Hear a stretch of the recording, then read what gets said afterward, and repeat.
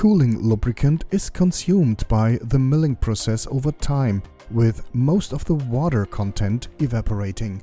It is necessary to check the consistency of the cooling lubricant regularly using a refractometer. You can then decide whether to add more lubricant or more water. Use only imes-icore approved cooling liquid CORiTEC Universal, but do not pour the cooling liquid directly into the container.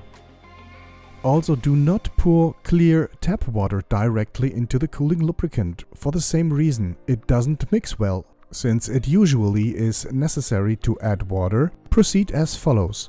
Pour about 25 milliliters of the cooling lubricant into the measuring cup and fill the rest with water. This creates an emulsion with a low working concentration, which will reduce the target concentration in the container. Now the tendency of the added quantity to mix with the existing liquid is significantly increased. Take care that the maximum fill level of the cooling lubricant tank is not exceeded.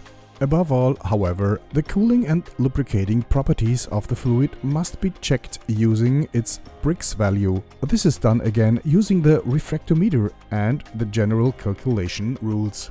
Now a decision must be made as to whether more watery fluid or fluid mixed with more concentrate should be added, or whether the fluid should be topped up in the original mixing ratio.